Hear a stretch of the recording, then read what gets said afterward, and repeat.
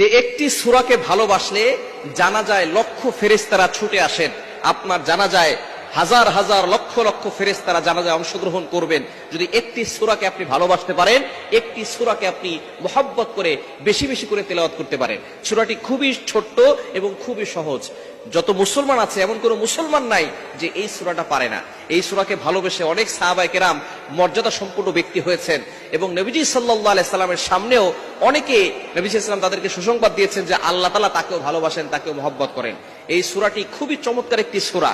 নবীজি সাল্লাল্লাহু আলাইহি সাল্লাম জানিয়ে দিয়েছেন যে ব্যক্তি একবার এই সূরাটি পাঠ করে কোরআন শরীফ 10 পারা পড়লে যে সওয়াব হয় সেই সওয়াব তার আমলনামায় দিয়ে দেওয়া হয়। সুবহানাল্লাহ বিহামদি। যদি কোনো ব্যক্তি 3 বার পড়ে তাহলে আল্লাহ পাক রব্বুল আলামিন তাকে 1 খতম কোরআন শরীফ পড়ার সওয়াব দান করেন। শুধু তাই নয়, নবীজি সাল্লাল্লাহু আলাইহি ওয়াসাল্লাম আরো জানিয়ে দিয়েছেন যে ব্যক্তি সূরাটি মাত্র 10 বার পড়বে আল্লাহ পাক রব্বুল আলামিন তার জন্য জান্নাতে একটা প্রাসাদ দিয়ে দিবেন। এজন্য এই সূরাটি বেশি বেশি করে পড়া দরকার। ছোট্ট সূরা, ফজিলত অনেক বেশি। এই সূরাটি আম্মা জান আয়েশা রাদিয়াল্লাহু তাআলা নিজে বলে দিয়েছেন। বুখারী শরীফের 7375 নম্বর হাদিস। নবীজি সাল্লাল্লাহু আলাইহি ওয়াসাল্লাম জানিয়ে দিয়েছেন, একবার এক যুদ্ধে নবীজি সাল্লাল্লাহু আলাইহি ওয়াসাল্লাম এক সাহাবীকে কমান্ডার বানিয়ে তারপরে তাদেরকে পাঠিয়েছেন। ওই সাহাবী প্রত্যেক নামাজে সূরা ইখলাস পড়তেন। যখন অভিযান শেষ করে তারা আসলো, আসার পরে সমস্ত সাহাবায়ে কেরাম অভিযোগ করলো, ইয়া রাসূলুল্লাহ